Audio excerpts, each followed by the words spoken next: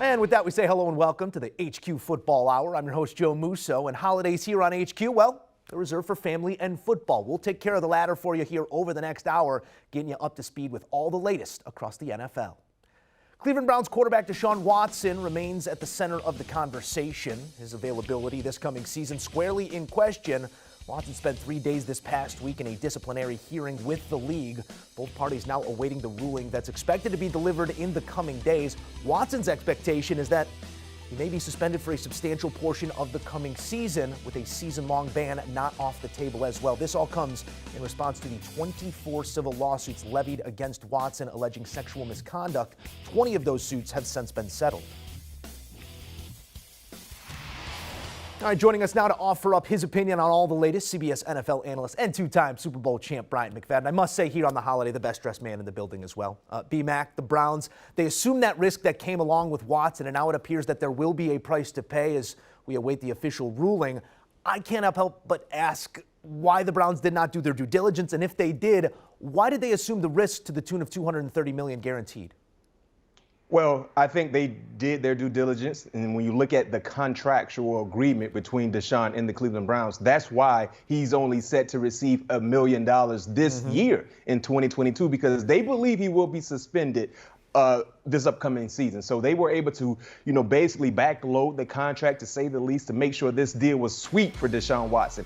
And also, too, I think when you look at the Cleveland Browns, they understand and know who he is as a player. And this has been a franchise for such a long time, Joe. They've been looking for a franchise-like quarterback. I mean, it's safe to say since we've been living, myself including you, that the Cleveland Browns have been looking for a franchise quarterback. And I'm older than you, and yet and still, we have the same storyline when we look at the Cleveland Browns organization. So I believe they felt like, yes, there's a lot of baggage that may follow Deshaun Watson, but they believe he's worth it, and because of that, they went out and did the unthinkable in trading for Deshaun Watson. Yeah, it is an unfortunate situation with some damning allegations. As for the on-field impact, as you referred to here, B-Mac, the Browns are best suited trying to mend fences with Baker Mayfield now to kind of gap year until they do get their franchise quote-unquote quarterback back here.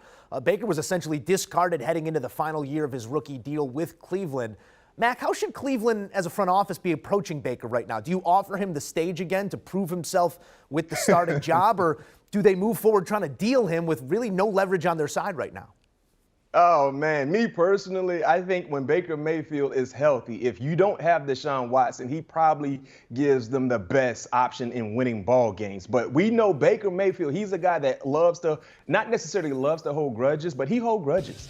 And seeing how they handled his entire process up into the moment of signing Deshaun Watson, you better believe there's an ill taste in Baker Mayfield's mouth for the Browns organization. So me personally, I would get on my knees and start begging like Keith Sweat, Baker, please, please, please come back for this 1 year and establish leverage for yourself if you go out and play outstanding football, because the market would be more intense for you if that was to happen compared to what it is now. But I don't think the Browns are willing to do that. I don't think they want to beg like Keith Sweat. I think they feel like, you know what, Baker Mayfield, this relationship has gone its course. Let's go our opposite directions. You go this way, we go this way. And I think the Browns are willing to rock and roll with Jacoby Brissett, who is listed as a number 2 quarterback on their depth chart right now, currently behind Deshaun Watson. If Brissett's your 1, you're going to need a 2 as well, because he has been unable to stay healthy when he has gone into that starting role, and that would be the answer to the stopgap in that situation. We'll see what Baker does, because it is a platform. He needs to prove it, still put some things on tape, as you said, gain some leverage for his camp as he tries to move forward with his career. Let's talk about what it means in the context of the AFC North. I mean, you got the defending conference champions, you got a head coach in Pittsburgh that's established really a 9-win floor, and then a Ravens team that I'm not sure anybody wants to see. So who do you give the edge right now in the division?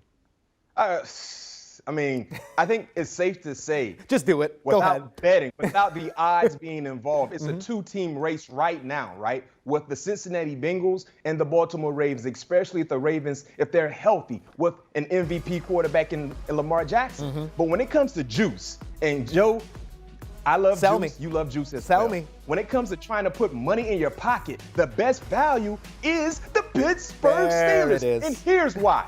Here's why, Joe. I know you're handling this interview. It's not an interview, but this segment. So you're asking me the questions. Let me ask you a question, Joe. let me be the guy that's going to interview you. Who has the best defense in that division? I think it goes without saying, the Pittsburgh Steelers. Who has the best head coach in that division? One played in the Super Bowl a year ago, but I'll still give it to the Pittsburgh Steelers with the sample size much larger. Exactly. So with that being said, when one team has the best defense in the division, along with the best head coach and Mike Tomlin, and oh, by the way, a quarterback in Mitchell Trubisky, who currently, out of all the quarterbacks in that division, hear me out, Joe. I'm hearing He you. has the second best winning percentage out of all the quarterbacks, and that's including Deshaun Watson. With all the dysfunction that was around him, Mitchell Trubisky has the second best winning percentage out of all the quarterbacks in the AFC North, plus 1,000. There's a lot of juice in that orange. And I know the majority of you guys and girls that are watching us love orange juice. That's how you start your day off. So go ahead and pull that orange from that orange tree with all the juice that has the Pittsburgh Steelers emblem on it and rock and roll, plus 1,000. Yeah, I'm not going to argue with you here on 10-1, especially with all that you outlined there. But I do have to peel back a couple things here. So you're telling me Mitchell Trubisky is the starting quarterback week 1, yes? Yes. Okay. Right now, asking that question, me answering it, yes, right now he is. And I'm okay with that. Like I said, he won ball games for your beloved Chicago Bears. That's right. It was a lot of dysfunction around him, not a lot of structure, but he still won ball games. So I think when you look at the structure and how organized the Steelers organization has been, especially on the offensive side, along with some of the guys that surrounded him, yes, I'm okay with that. I'm okay with that. Like I said, when the deal happened, the shoe is now on the other foot, and he's yours to defend. Bryant McFadden breaking it all down here on CBS Sports HQ. Thank you, B-Mac. Yes, sir. Let's take a look at those odds for the Browns specifically here. To win the division, still plus 320. To win the AFC, 13-1. Super Bowl title would net you 25-1, with still plenty of question marks around the quarterback position in Cleveland. Back on CBS Sports HQ, from a mile high to Monaco, it's been an eventful offseason for Denver's newest darling. Franchise QB Russell Wilson has made the rounds at Grand Prix and Game 7s alike, but the work has traveled with him, with Russ looking to cook up a title in what many consider the toughest division in all of football. We're back in the mix with the two-time CBS NFL analyst Bryant McFadden. B-Mac, Russ is out here living this offseason. There's no two ways about it. Hitting all the events, but he's made sure that we know he's getting the work in as well with his new targets. 16-1 to win it all, but you got to see Mahomes, Herbert, DC twice apiece. Is this a contender or a pretender in Denver in your eyes? I mean, contender. When you have a quarterback, you have more than a fighting chance. And the last time the Denver Broncos had a Hall of Fame-like quarterback, which was Peyton Manning, they went on to win a Super Bowl. Joe, I'm not ready to say that just yet, but I am ready to say with the addition of Russell Wilson, this team is a contender, even though they're playing in what I call the group of death. That AFC West is going to be a very, very competitive division. But with curly hair Russell Wilson, you got more than a fighting chance. Look at these starting quarterbacks. Oh, my goodness. The Bronco fans right now, they're putting their head between their legs and hiding because of disgust, just looking at some of these names, because the standard has been set so high when it comes to the quarterback position, starting back with the great John Elway. But having Russell Wilson along with Javonte Williams, Sutton, Judy, Patrick, defensively, you went out and added Randy Gregory. This team should be very, very competitive. They should be very, very good. But it all starts and stops at the quarterback position with curly hair Russell Wilson. You know me, I'm excited to see how he's going to unlock this wide receiving core that has so much potential. We'll see what he can do with those guys. Let's talk about the silver and black and well as out of that group of death, as you called it. The Raiders punched their tickets to the playoffs last season with that thrilling Week 18 victory over the Chargers. That win also put your Steelers in the tournament, so let's not forget that. Give thanks where thanks is due. Vegas adding arguably the best receiver in the league to that offense this offseason. 40-1 worth a sprinkle, or are you not buying? Yeah, sprinkle. I don't like sprinkles on my ice cream, but for this particular day, I'll take a few sprinkles, and here's why. This was a team, as you mentioned, Joe, got into the playoffs. They were basically a possession away from defeating the Cincinnati Bengals, who went on to represent the AFC in their Super Bowl. This is a talented team, but they have improved their roster from what they had a year ago. Adding Devontae Adams, adding Chandler Jones to the defensive side as well. Now you have structure. People forget about the adversity, the trials and tribulations this organization had to endure during the season and still found a way to get into the playoffs and had a very, very competitive round one game, even though they lost.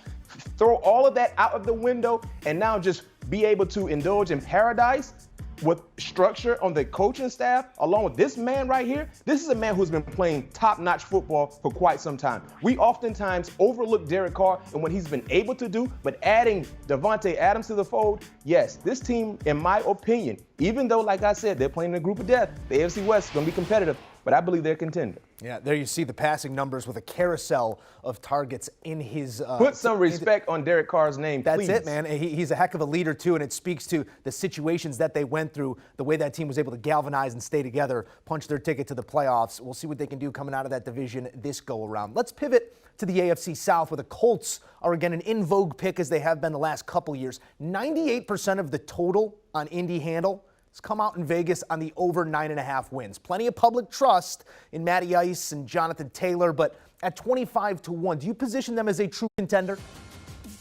I do because they have structure on both sides of the football, especially on the offensive end. The only thing that held them back was the quarterback, Carson Wentz. It's safe to say, Joe, if Matt Ryan was the quarterback for the Indianapolis Colts a year ago, they would have gotten to the tournament easily. But he is there now with Jonathan Taylor, one of the best running backs in the National Football League, an offensive line when healthy can be one of the more dominating groups, and then a very, very opportunistic defense that got better personnel-wise. Added Yannick Ngakoue to that defensive line with DeForest Buckner. Stephon Gilmore is there as well. I mean, this is a team that has balance on both sides of the ball. And with the structure and the consistency, I believe Matt Ryan will play with, along with a division that's not extremely sticky, right? The AFC South is basically a two-team division right now before anything is played.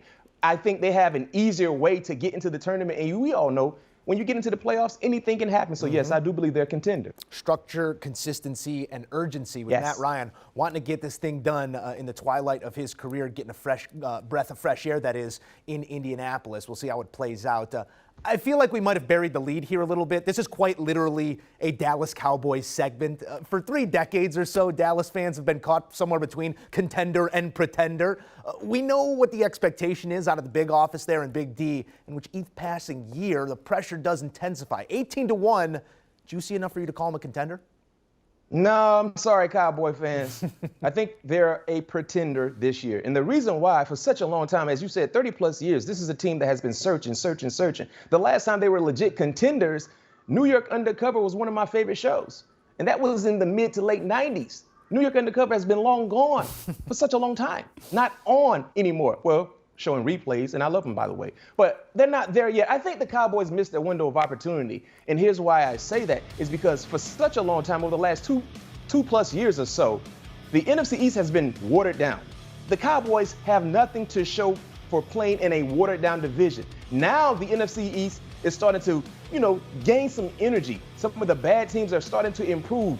Not drastically, but here or there, taking small steps. So I think that's going to hamper the Cowboys' opportunity to be able to have an easier path to get into the tournament. Dak Prescott still playing pretty good football. The offensive line hasn't been the unit that we've seen over years past, and because of that, we haven't seen the sound production coming from Ezekiel Elliott. An opportunistic defense, but a defense that sometimes throughout the course of a year ago, they got soft, especially against the run. So me personally, I think the window has closed for the Dallas Cowboys, primarily speaking because of the division. It will be a more competitive division. I'm not saying it's going to be one of the best divisions in the National Football League, but heck, Joe, let's keep it real. It was like the Cowboys were the only varsity team in that division in the last few years, and they have nothing to show for it. So I say pretenders. Yeah, there's a better quarterback in Washington, a stout defense, and some dudes in Philly. We'll see what New York can be as well. 18-1 is that number. Let's stay right in that neighborhood and talk about 16-1, the number attached to the San Francisco 49ers, who also found themselves in a bit of a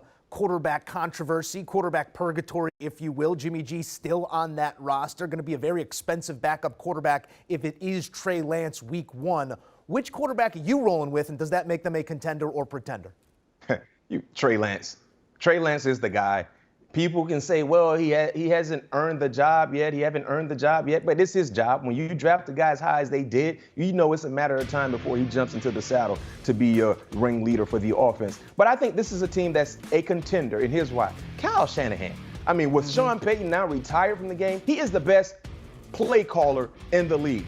And if you give Kyle Shanahan a poor man's Lamar Jackson, that's no knock on Trey Lance when it comes to the athleticism, but Lamar Jackson is an outlier when it comes to that standpoint at the quarterback position. You better believe Kyle Shanahan is going to dial up some heavy heat with Trey Lance, a mobile quarterback, extremely athletic. We look at some of the other mobile guys on that offense with the versatility of Debo, Brandon Ayuk. This should be a huge year for him, by the way. Juwan Jennings, George Kittle, Elijah Mitchell. I mean, Kyle Shanahan can make things happen with a lot of guys who might not be considered to be household names, but now you give him an athletic quarterback, not to mention defensively, Eric Armstead, Nick Bosa. They added Ward from the Kansas City Chiefs along with Fred Warner. This is going to be a talented team. They're going to be so entertaining to watch offensively. I understand you're chasing the Los Angeles Rams in their division, but get this, Joe. They're not afraid of the Rams. Yeah. They're not afraid of the Rams at all. They welcome that challenge, and they've been able to do so the last few years. So give me contender for the San Francisco 49ers. Yeah, it was head-to-head dominance until that NFC title game in which LA finally took care of the Niners in their own building. Can't wait for kick. B-Mac going to be here to break it all down from now until then, Yes, and then through the final whistle. B-Mac, we appreciate you as always. And for more Bryant McFadden, download, subscribe, and enjoy the All Things Covered podcast. B-Mac, P2, sitting down with the biggest names in sports and entertainment week in and week out for can't-miss conversations. Download, subscribe, and enjoy All Things Covered.